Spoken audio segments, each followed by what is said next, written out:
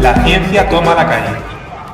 Bienvenidos a un nuevo programa de La ciencia toma la calle, coordinado por la Asociación Nacional de Estudiantes e Investigadores Siglo XXI y en su nombre Ernesto Caballero Garrido, el que os habla, y quien charlará con investigadores para intentar entender más qué es la ciencia y qué misterios y maravillas nos ofrece el conocimiento científico.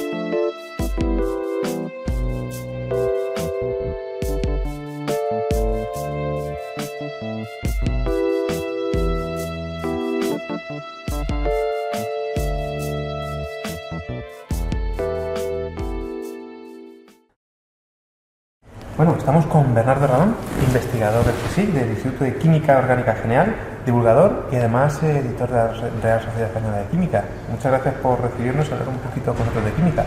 Bueno, pues un placer, como siempre, Ernesto. Bueno, para empezar, yo creo que sería bueno que nos presentaras un poco a nosotros y a nuestros seguidores qué beneficios nos ha ofrecido la química durante tantos y tantos siglos, ¿no? Es una ciencia de años, no de siglos. Sí, es una ciencia de siglos, efectivamente, y realmente a los químicos nos gusta decir que todo es química, porque como realmente la química estudia las moléculas, los átomos, sus interacciones, cómo transformamos unos en otros, etcétera, y realmente nosotros, todo lo que nos rodea, nosotros mismos estamos constituidos por esas moléculas, pues podemos decir con mucha razón que todo es química, ¿no? Luego la verdad que hoy con razón los físicos sobre todo se enfadan por esta afirmación, ¿no? Entonces hay que hacer un matiz, quizás hay que decir que todo lo cotidiano es química, y efectivamente todo lo que nos rodea, la ropa que nosotros llevamos, los productos de higiene y de cuidado personal que hemos usado, las medicinas que tomamos, todo en definitiva está hecho de materiales que a su vez están hechos de moléculas y sustancias químicas, por lo tanto todo es química. Entonces cuando uno imagina todo lo que nos rodea, que es beneficioso para nuestra sociedad, para el ser humano, pues nos damos cuenta de que realmente los beneficios de la química son muy grandes, ¿no? Pues por destacar uno solo, pues gracias a la química, a sustancias químicas, pues disponemos de agua potable, pues para beber, nuestra higiene, para hacer comidas, agua pura pues para regar los campos, con lo que eso implica, ¿no? Gracias a la química pues tenemos más y mejores alimentos. He mencionado antes las medicinas, no hay que olvidar que lo que tomamos son sustancias químicas.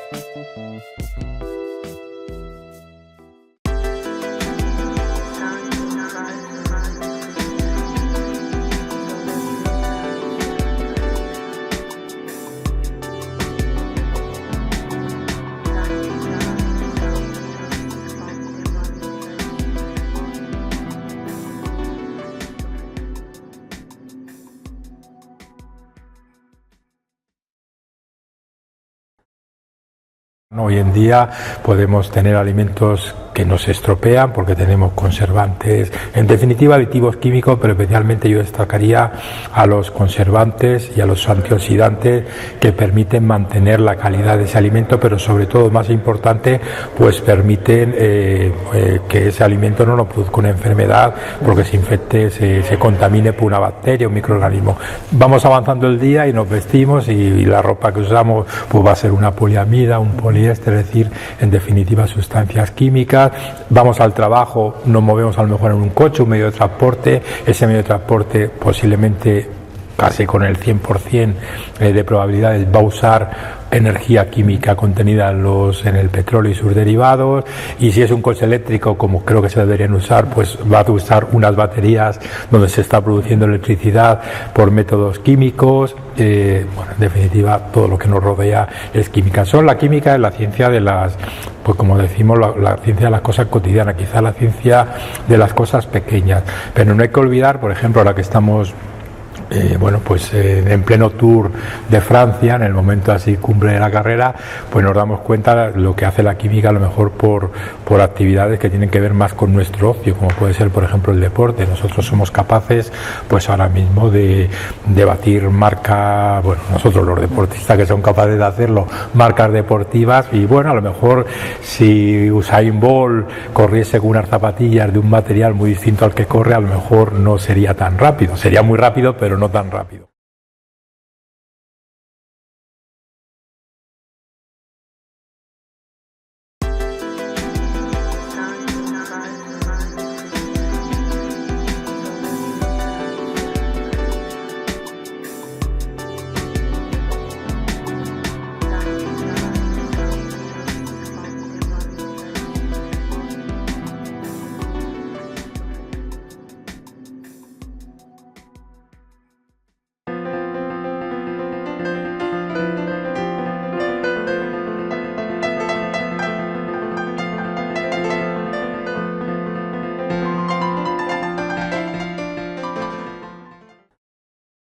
En definitiva, la química está en todos los lados, ya digo, desde las cosas pequeñas hasta las cosas, incluso podemos hablar más sofisticadas, como pueden ser pues materiales para la alta tecnología, ¿no?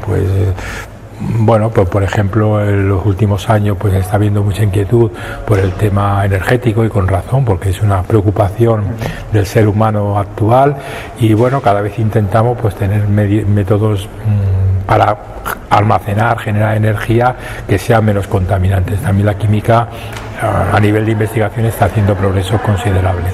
Bueno, todo lo que podemos sacar de todo lo que nos comentas es que hay grupos, vienen grupos de compuestos naturales, por ejemplo, así, con los que trabajamos, con los que podemos utilizarlos para nuestra vida, y otro grupo que, digamos, los diseñamos nosotros, de nueva síntesis, y jugamos con eso, pero en definitiva todo es química, y todo son moléculas con las que trabajamos. Sí, esa es una de las grandes, bueno, la gran característica de la química, ¿no? La química es una ciencia natural, igual que lo es la biología, igual que lo es la física o la geología, pero siempre se dice que un químico puede estar trabajando toda su vida en esta ciencia natural sin haber tocado nunca una sustancia natural, es decir, y bueno, hay una frase de un químico de principios del siglo XIX, Marcelin Berthelot, que dijo que la química es la ciencia que crea su propio objeto, por esa capacidad, ¿no?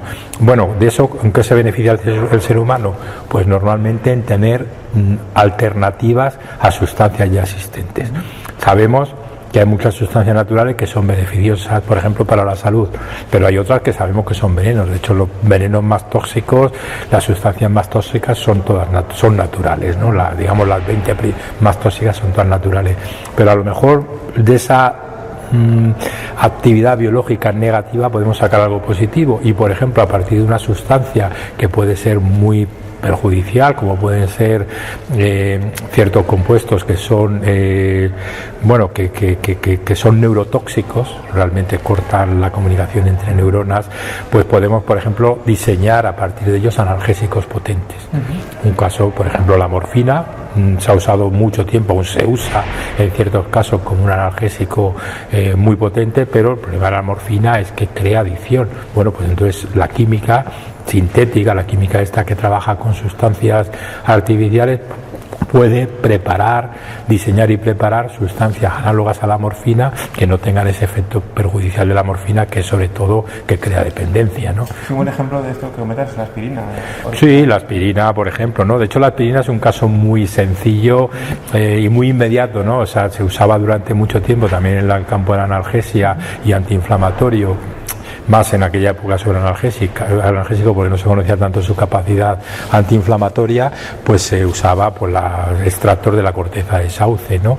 Y el componente químico es el ácido salicílico, y resulta que el ácido salicílico pues tiene inconvenientes. Por ejemplo, no se absorbe bien por el organismo, ¿no? Es amargo, muy amargo. Entonces los químicos sintéticos, concretamente de Bayer, Hoffmann, hace ahora aproximadamente 115 años más o menos, finales del siglo XIX, pues fue capaz de idear que un derivado del ácido salicílico podría ser más fácilmente ingerible por el ser humano y además no tendría ese sabor amargo, y ahí salió la aspirina, que es simplemente el derivado acetilado del ácido salicílico, es decir, ácido acetil salicílico. Y además, por lo que comentas, tú has trabajado en compuestos aromáticos. ¿Qué peculiaridad tiene esta área de la química que, bueno, que se habla bastante? Sí, de hecho, el ácido salicílico y el ácido acetil salicílico son dos compuestos aromáticos, ¿no? Aromático no quiere decir que huelan. En su origen sí, pues, o sea, históricamente el concepto de compuesto aromático estaba unido al olor, pero fue una casualidad, digamos, de esos primeros compuestos de fuentes naturales que se aislaron. No tenían un olor característico, sino simplemente, bueno, se les llamó así y ya es un concepto que ha quedado, o un término que ha quedado en la química, y es un concepto muy importante. Bueno, los compuestos aromáticos son sustancias, aproximadamente la mitad de las sustancias químicas, o incluso a lo mejor un poco más, son lo que conocemos como sustancias aromáticas. Sustancias aromáticas hoy en día significa que son parecidos al benceno. El benceno es una molécula muy importante, sobre todo en química orgánica. Fue descubierta por Michael Faraday, uno de los grandes científicos de la historia, en 1825, y desde entonces pues ha sido, digamos, el compuesto patrón para definir estos compuestos aromáticos. Como he dicho, la mitad o más de los compuestos aromáticos, de los compuestos orgánicos, de las sustancias químicas en definitiva, son aromáticos. Es decir, nosotros estamos rodeados de compuestos aromáticos y es muy importante conocer su estructura y su comportamiento, porque al fin y al cabo luego los químicos siempre, o sea, nosotros preparamos o hacemos materiales, antes hemos mencionado unos cuantos, esos materiales se hacen a partir de moléculas, y como estas moléculas la estructura de esas moléculas es muy importante, pero también cómo esas moléculas interaccionan entre sí. Y eso es importante porque al final eso es lo que va a hacer que el material que nosotros estemos preparando tenga unas propiedades u otras. Claro, un poco entiendo que de estos compuestos aromáticos son como ladrillos para nueva síntesis. Sí, se puede decir así. Realmente los químicos usamos las moléculas como ladrillos para crear nuevos materiales. Es como un mecano, efectivamente, son una especie de ladrillo con lo que nosotros generamos una estructura que dice, bueno, pues esto encaja, o sea, esta pieza encaja con esta otra y tal. Lo que hacemos es usar las propiedades de los electrones para interaccionar entre ellos. Si lo miramos, y tú que eres bioquímico, te das cuenta de que esa es la esencia de la vida, el reconocimiento entre moléculas que siempre se produce a través de los electrones. Sí, el electrón es algo fundamental, ¿no? Como una argamasa tiene los ladrillos. Sí.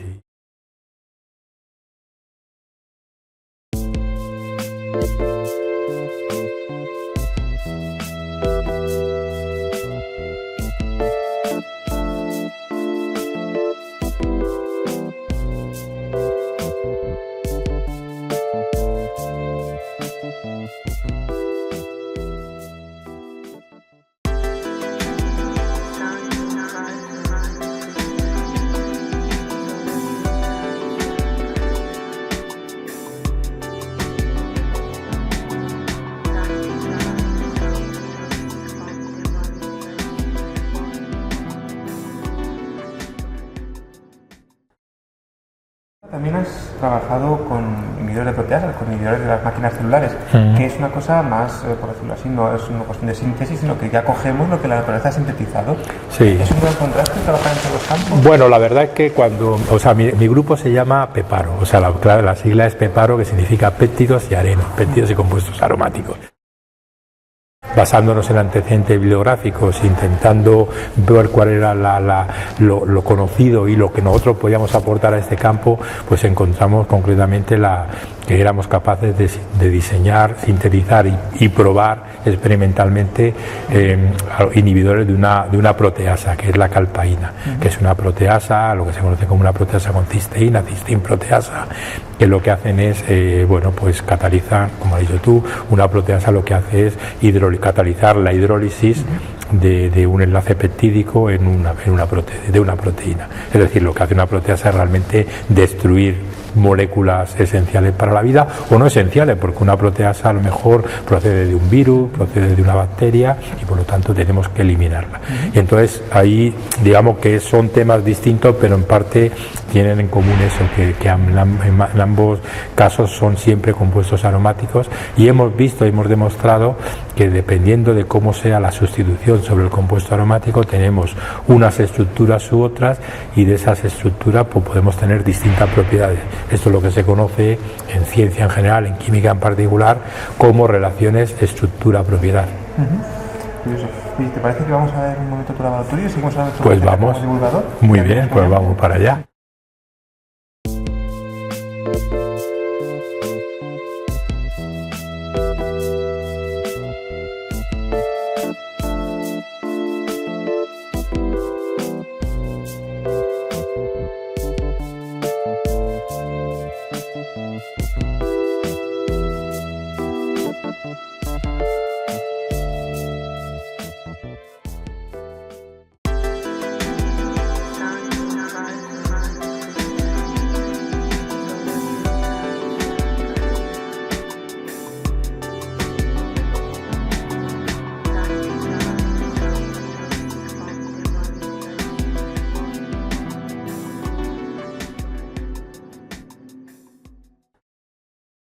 Bueno, Bernardo, muchas gracias por enseñarnos tu laboratorio. Nos gustaría que nos comentases un poco tu faceta de divulgador. ¿Por qué es importante la divulgación? ¿Qué haces? A ver, es importante la divulgación porque creo que en general todos los científicos, todas las personas interesadas en la ciencia, debemos transmitir ese conocimiento a la sociedad. Se puede transmitir de muchas maneras, ¿no? En mi caso concretamente, bueno, tú me conoces, sabes que tengo mucha actividad muy diversa, pues desde redes sociales, blogs, cursos de divulgación, muchas charlas, también participación, colaboración en algún documental científico. Bueno, a mí me gusta un poco todas esas facetas, y a mí me gusta también divulgar pues para que la gente cuando me escuche, también soy muy activo en programas de radio, pues cuando me escuche yo intento hablar para quien no sabe.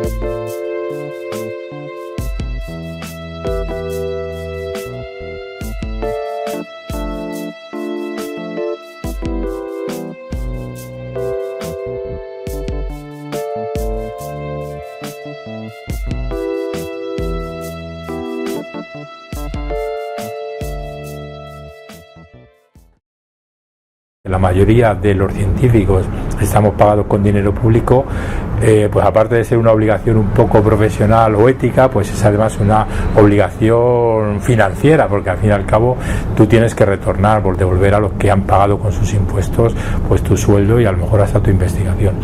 Hay mucha gente que dice que un científico no tiene por qué divulgar, que eso hay que dejarlo a lo mejor en manos de otro tipo de gente, de periodistas, etcétera. Y yo estoy de acuerdo que todo el mundo debe divulgar, pero lo que nunca debe evitar un científico es divulgar. Si un científico no es capaz de explicar su investigación a una persona que no sepa nada, es que ni él mismo lo ha entendido. ¿Hay apoyo institucional para hacerlo? ¿Esto es una iniciativa que casi tenemos que hacer como tú? No hay mucho apoyo oficial, institucional, ¿no? Además yo creo que tú también lo has sufrido, ¿no? Cuando has tenido que solicitar, por ejemplo, una convocatoria al ministerio a través de la FECI, pues sabes lo complicado que es conseguir unos pocos euros que casi nunca llegan para nada, ¿no? Y no, incluso a veces se mira hasta mal, ¿no? El trabajo de divulgadores, yo intento compatibilizar, antes hemos estado hablando de compuestos aromáticos, de péptidos, de inhibidores de proteasas, y ese es mi trabajo principal de investigación, pero hay que compatibilizar por las razones que decía antes, con esa otra faceta de divulgación. Pero en cambio hay colegas que no ven con buenos ojos que un científico divulgue, y de hecho yo creo que cada faceta de divulgación que yo hago me resta puntos en mi currículum cuando uno opta a cualquier cosa, ¿no? Me cuesta más a veces, parece que no está valorado. Bueno, no está valorado. De hecho, la ley de la ciencia empezaba a decir que sí se iba a valorar y tal, pero eso hasta que no lo veamos de manera práctica, es decir, que cuando a uno en un proyecto uno solicita un proyecto, pues le digan, ¿tú cómo vas a difundir? Y te digan solo, pues publicando en revistas de máximo impacto, sí, pero es que eso es como el valor en la mili y se da por sentado, ¿no? O sea, no, tú tienes que publicar, hacer otras tareas que van en la investigación, pero también difundir a la sociedad. Desde luego. Pues Bernardo, muchas gracias por recibirnos en nuestro laboratorio. Gracias a ti también por tu magnífica tarea en pro de la ciencia, ¿no? Y de la divulgación de la ciencia. Muchas gracias. Bueno.